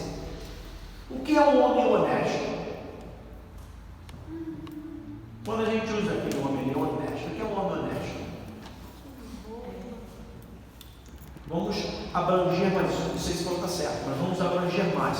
É aquele que não pratica o mal para ninguém, não age má fé com ninguém e quer o bem de todo mundo. Assim a gente abrange todo mundo.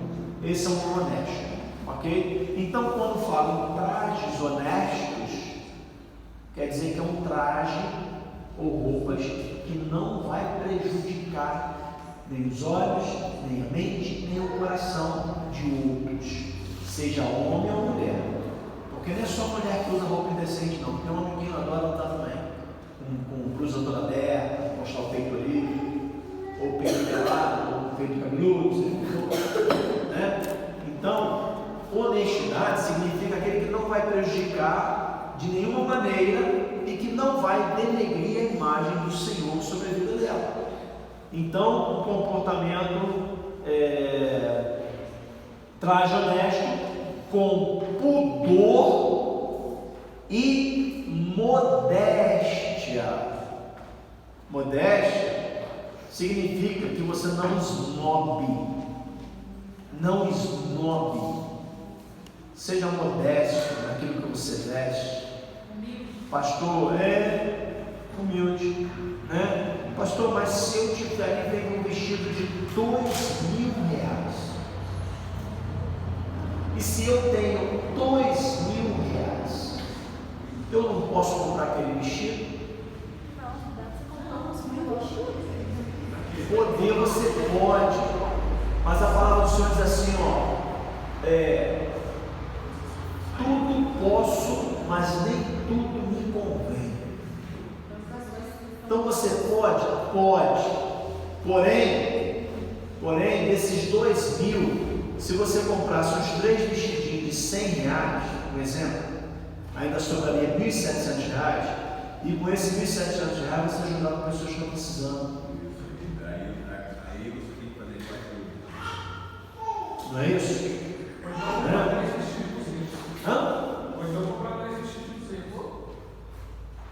Sim, mas até aí você não ajudou quem precisava. Essa opção só é você.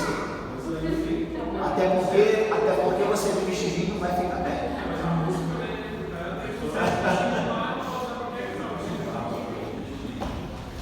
Vamos lá. Não com tranças, ou com ouro, ou pérolas, ou vestidos preciosos. Olha o que está dizendo a palavra de Deus. Está na palavra de Deus, amado. Tudo aqui está dentro da palavra de Deus. Mas, como convém às mulheres que fazem profissão de servir a Deus com boas obras. 1 Timóteo, capítulo 2, do 9 ao 10. Então, amado, a pessoa que gosta de comprar do bom e do melhor, na maioria das vezes absoluta, para isso bombar, para dizer que meu vestido, minha roupa, meu relógio, meu celular é mais bonito, coisa parecida. Estou dizendo se você compra porque você quer comprar que nem um carro, né? Pastor, você comprou uma Hilux. Eu comprei uma Hilux porque é um carro que não dá problema. Eu comprei a Hilux porque eu uso para trabalhar. Eu comprei uma Hilux, eu precisava de um carro para entrar na roça, chovendo ou não chovendo, para socorrer quem fosse. E já aconteceu de eu subir no morro e a 4x4 quase não deu conta, para socorrer quem precisou. E eu comprei. Isso é um detalhe, tá? Minha Hilux não é zero. Eu não comprei zero. É 2012 o ano dela. Só está bonito. Procurei bastante. Fui achar lá em Belo Horizonte. Fui buscar de madrugada para a pastora. E quase que a pastora morre no meio do caminho. Passei por cima de uma chapa, eu na frente, ela veio atrás do cinhanazinho que eu tinha. Passei numa chapa, desse tamanho mais ou menos, achei que era uma mancha no chão. O carro passou, levantou aquela chapa, jogou certinho o para-brisa do carro. A pastora, quando viu aquela coisa linda, Deus, poxa, é tarde de noite, quando ela viu, ela deu uma guinada para o lado, pegou na parte do capô assim, foi riscando o capô assim, chegou no retrovisor, arrancou como se fosse cortando a manteiga. Só que estava escuro, ela não reparou. Continuou.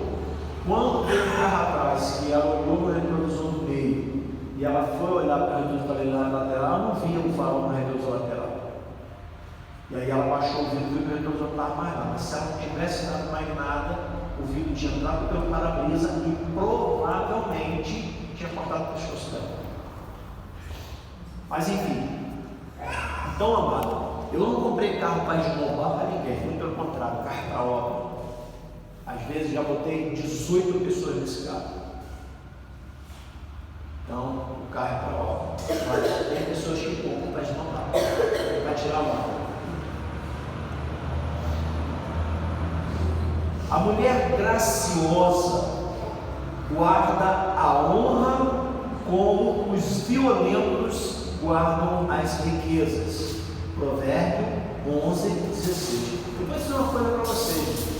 Eu, às vezes, no Facebook, como eu disse, o Facebook tem seu lado bom. Às vezes tem assim duas fotos.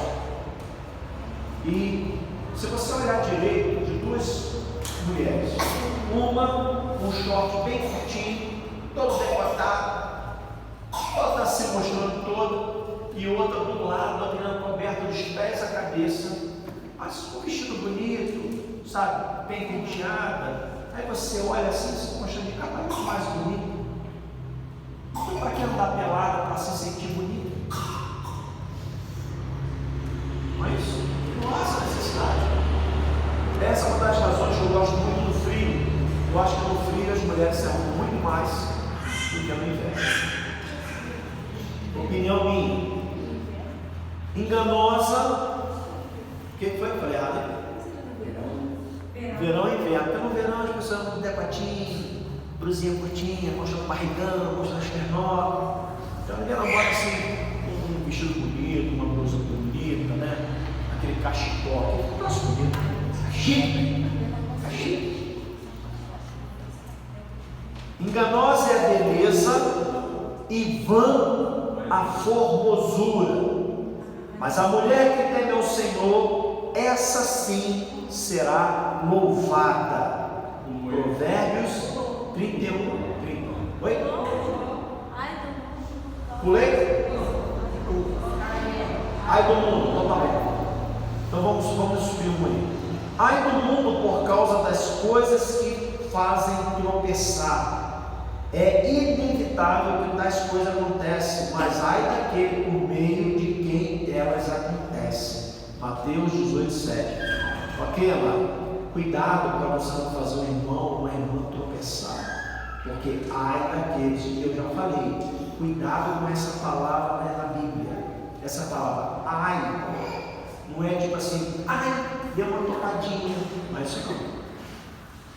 O ai de Deus é uma coisa muito séria. E normalmente o ai, o endereço do ai é o inferno. Então o ai na Bíblia é algo muito terrível. Enganosa é a beleza e vã a formosura, mas a mulher que teme o Senhor, essa sim será louvada.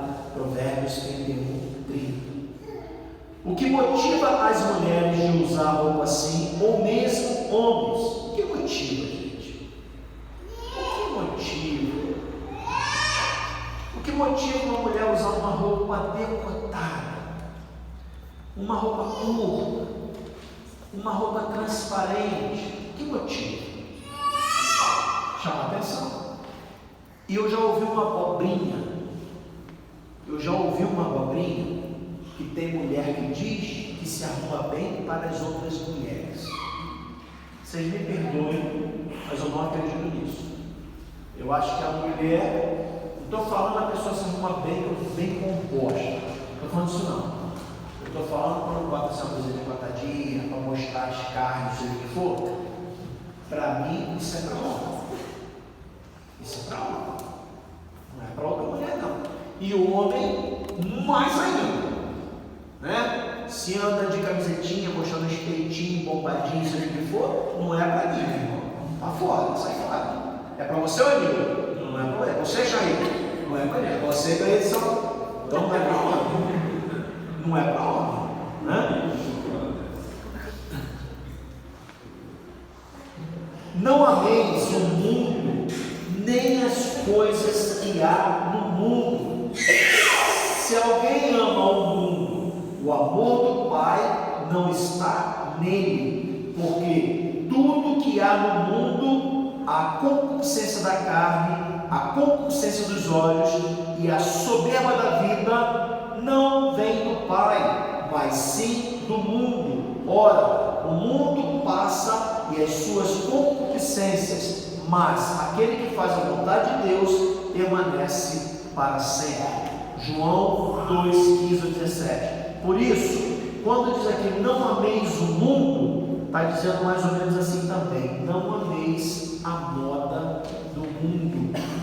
Há modas e modas. Há modas que você pode acompanhar, né? Por exemplo, isso é uma jaqueta de couro que é moda, mas estou composto, bem arrumado, não estou como é que se demonstrar nem nada, eu só estou encobrindo. Agora, a moda agora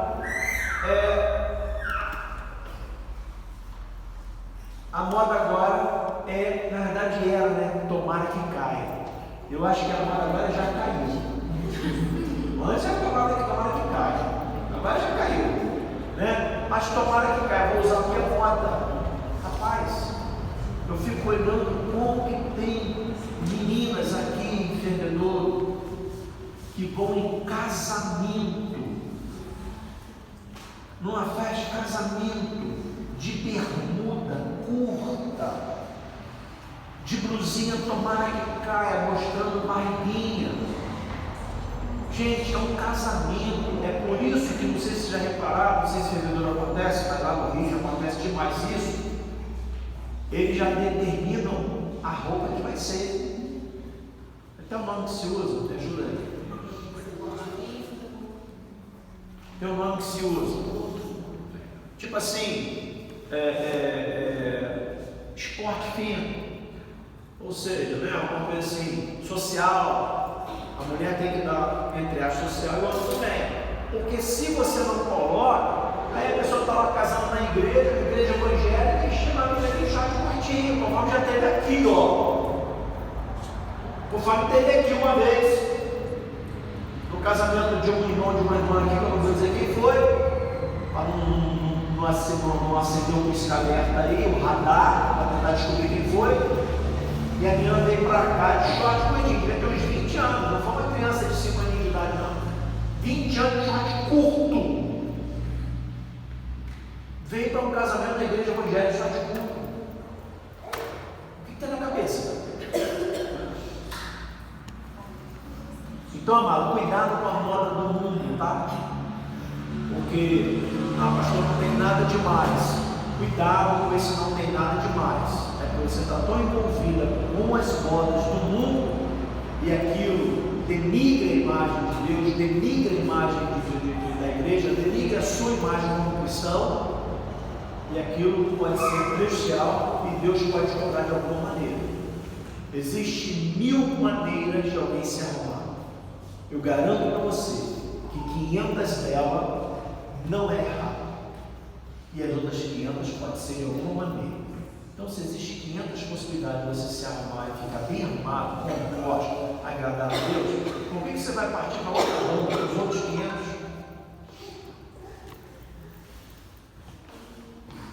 Viver segundo o mundo. Bem-aventurado o homem que não anda no conselho dos ímpios, não se detém no caminho dos pecadores e nem se assenta à roda dos escarnecedores.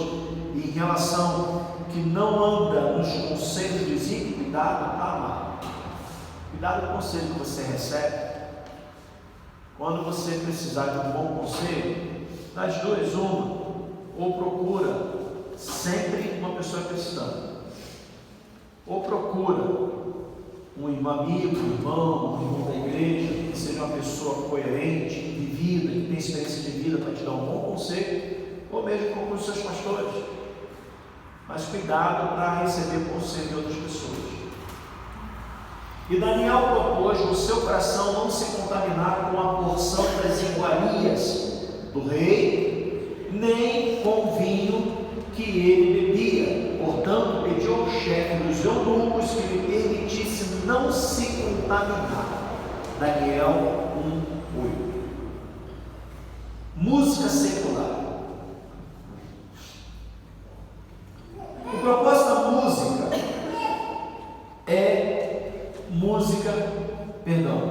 o propósito da música é música apenas para louvor? Ou será que Deus criou a música para relaxar e entreter também?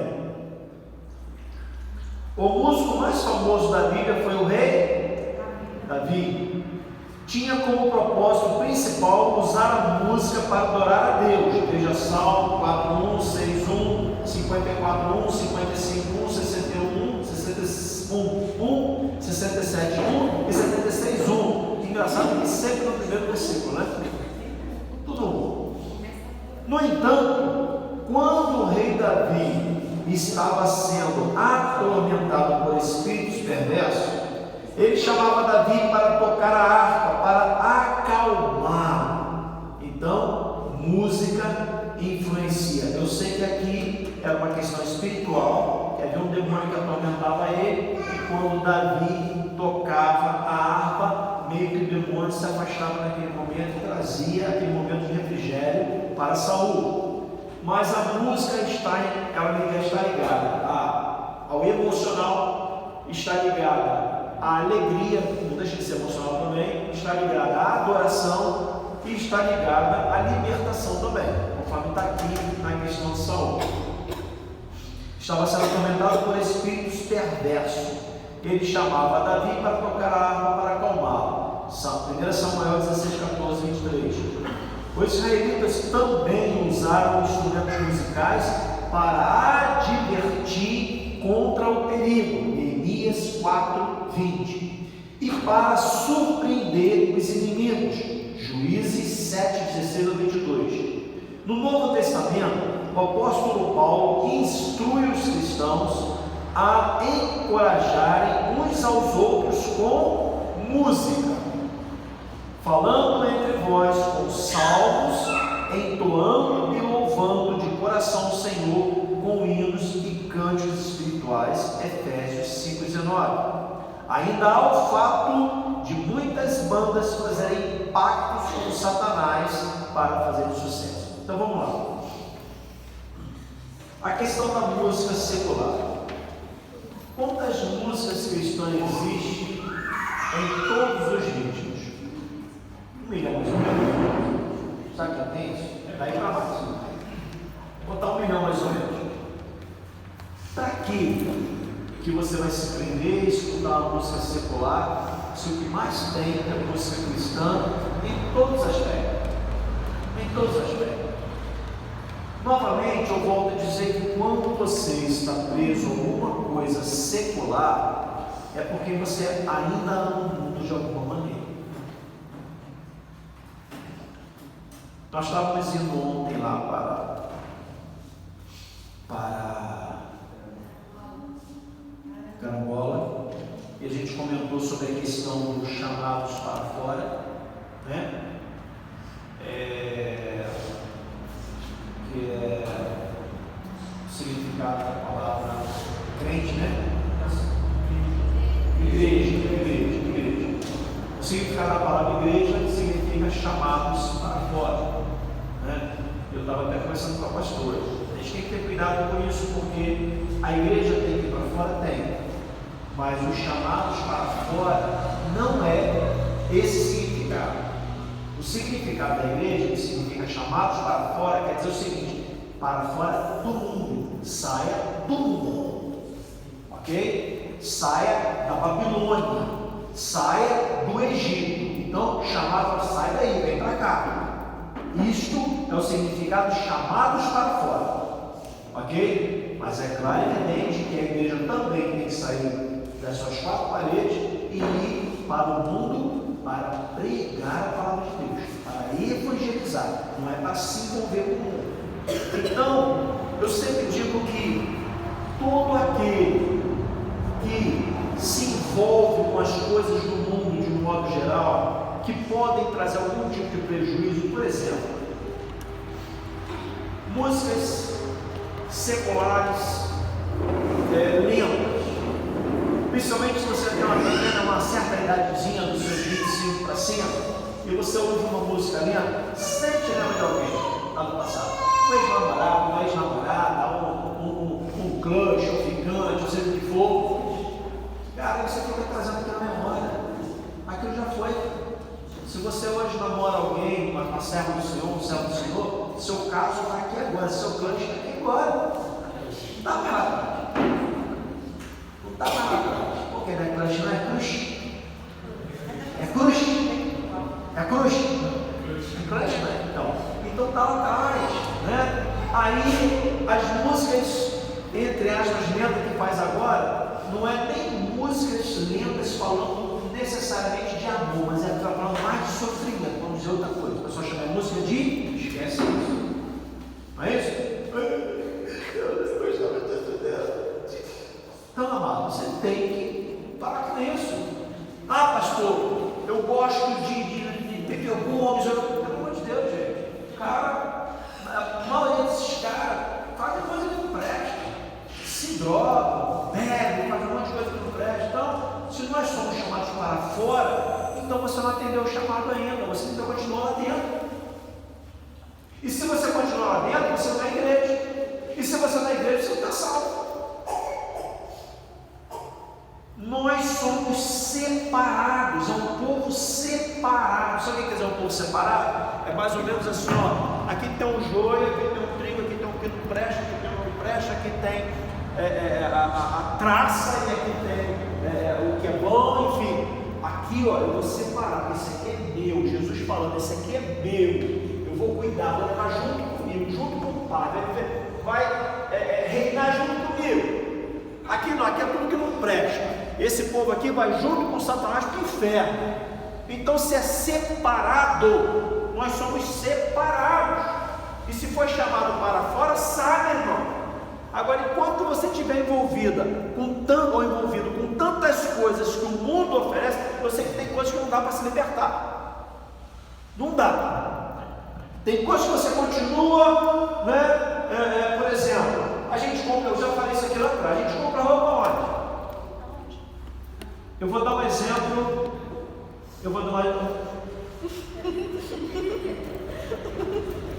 Uma sogra que não é, né? Mas vamos lá. Eu vou dar um exemplo da nossa irmã Marcelene, que tinha uma loja de roupa. Era uma loja de uma pessoa cristã? Era. Beleza, pastor, eu vou comprar lá. Sim, mas você vai comprar lá porque você vai ajudar a irmã, que ela tem uma roupa muito bonita. Beleza. Mas você não vai comprar lá porque você tem certeza absoluta que a roupa é cristã desde o fio que foi, como é que se chama o nome? Tecido, sei lá. Dentro, você não sabe. Você está usando, eu estou usando isso aqui, ó. Eu não sei se isso aqui foi de uma fábrica, que a fábrica foi entregue para Satanás, o dono lá é um bicho, seja o que for. Eu não sei. Então tem coisa que não tem como se libertar. Mas o que eu faço? Eu compro, chego lá em casa. Senhor meu Deus, em nome de Jesus, eu repreendo toda a idolatria, todo o mal, seja o que for que estiver essa roupa, seja por onde ela foi, Senhor, abençoa, porque a tua palavra diz que se nós abençoarmos, abençoado será. Então, Senhor Deus, abençoe todo mundo. Agora, eu pego um rock do mundo, aí eu pego o CDzinho do rock,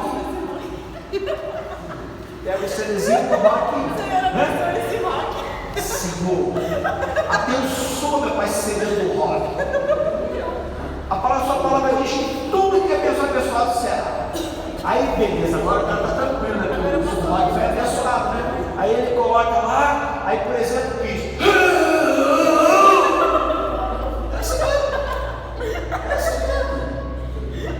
E muitas vezes envolvido com magia negra, com músicas que fazem apologia a crime, apologia a pornografia, apologia a coisas erradas. Mas como é que vai abençoar isso? É que a gente está na grana, não é ninguém está na grana, não. Não vai, cara. Entendeu? Então, lembre-se sempre uma coisa, eu já chamo quase concluído, eu acho que tem 9:04, graças a Deus. Lembre-se sempre de uma coisa: o mundo está aí e a salvação, assim entre aspas, né? O mundo está aí e a salvação está aí. Cabe você escolher. Quando você sai daqui e vai para sua casa, eu não te acompanho até sua casa, não espero você jantar para você deitar na sua cama e dormir. Bom, agora que eu já estou dormindo, agora eu já posso, eu não faço isso. Quem tem que fazer isso é você. Você que tem que se cuidar. É você que tem que cuidar da sua salvação. Não é o pastor. O pastor não tem obrigação sobre a sua salvação. Tem a obrigação de ensinar o caminho que você deve andar, de pregar a verdade, de ensinar a verdade. Isso é o que o pastor faz. Agora, cada um de vocês não escolheu o caminho. Agora, cuidado, tá? Tem caminho que o endereço desce, tem caminho que o endereço sobe. Alguma pergunta? Pode fazer.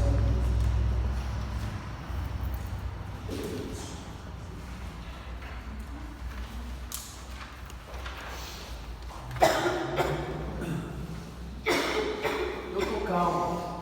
Enquanto você procura, eu quero ler esse finalzinho que está aqui, ó, em cima da logo da igreja, que diz assim: se o seu dom é servir, sirva. Se é ensino, ensina. E se é dar ânimo, que assim faça. Se é contribuir, que contribua generosamente. Se é exercer liderança, que exerça com zelo.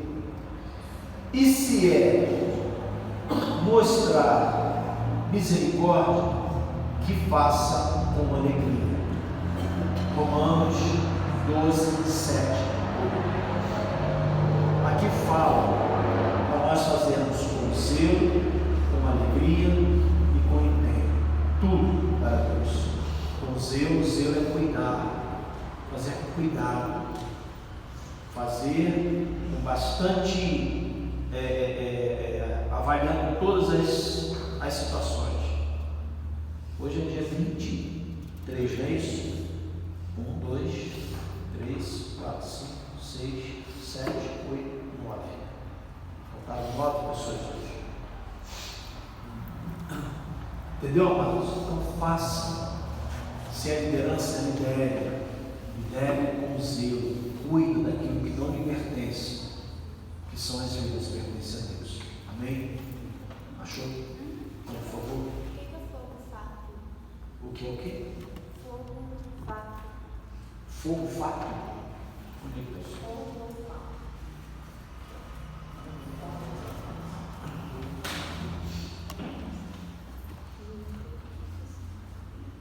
Ah, tá.